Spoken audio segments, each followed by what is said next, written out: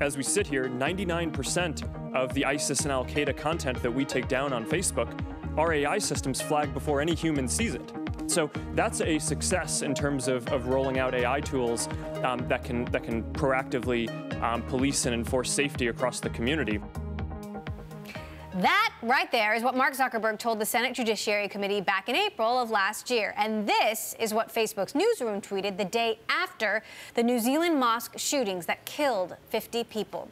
In the first 24 hours, we removed 1.5 million videos of the attack globally, of which over 1.2 million were blocked at upload. So that means that the video still made it on Facebook's platform 300,000 times. Tom, is that even worse than we thought?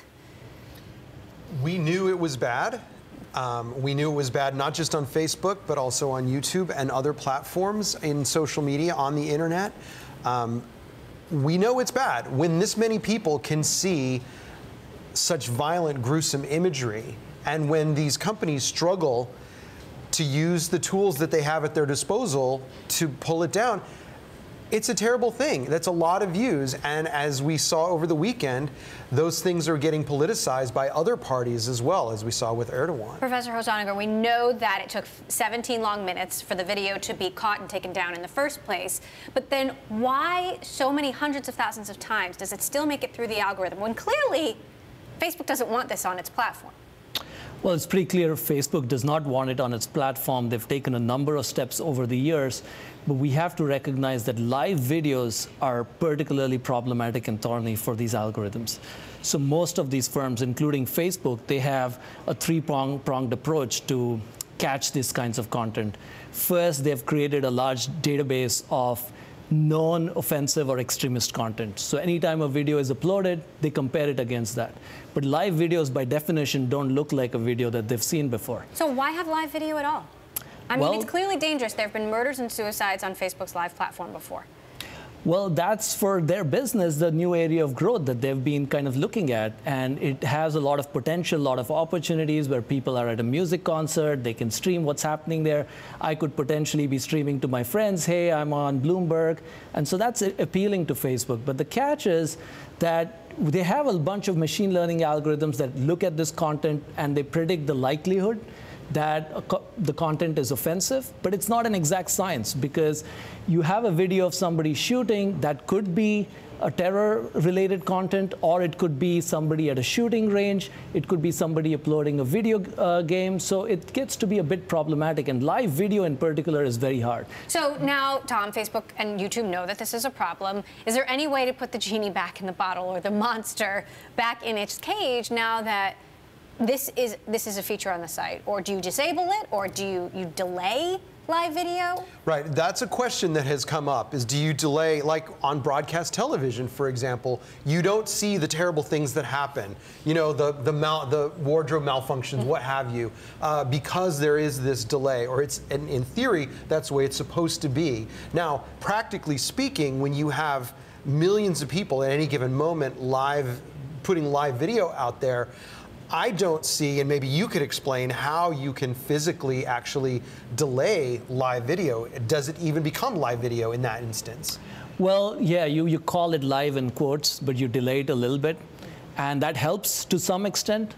But in the end, you know, no algorithm will have 100% accuracy. So you do rely on human beings. So all these companies have human moderators. They also rely on users flagging offensive content. The human beings take action, but that takes a few minutes, a few hours sometimes. And so one has to, in some ways, deal with this. The real question is not why did a video get through, and I think it's unavoidable with live content. The question for me is, what exactly are these firms doing to police the content? Can they be more transparent? Are there independent audits done?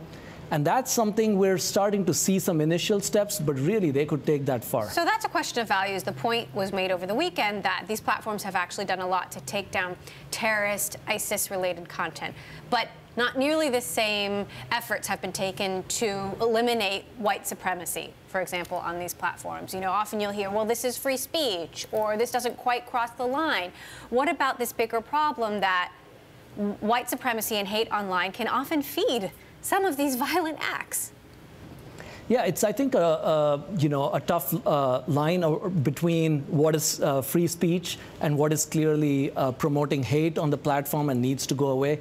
For every decision they'll be taking, there'll be somebody on the other side, but they have to take an aggressive action. They have to view themselves as media companies that have to take on the responsibility of curating. I think they cannot hide behind, we're a platform, we're just letting users share what they want, because I think users do want some policing, so we do want them to take a stand. And this goes back to something that Mark Zuckerberg has talked about from the beginning, which is he wants us to think of Facebook as a technological company, not as a media company, because once you start to consider yourself or be considered a media company, you become subject to the same rules and regulations that other media companies in the US are subject to. And that gets back to, government coming in, intervening, and imposing these limits on things like delays and, what kind of content. The other thing to bear in mind, just really quickly, is Facebook has gotten in trouble in the past when it is viewed as filtering out political content. And so sometimes right-leaning content that we may see as extreme, Facebook wants to be very careful about saying this can't be on our platform, because the right will come back and say, look, Facebook is discriminating against us, in the same way the left would if we saw Facebook start to filter out far left-leaning content.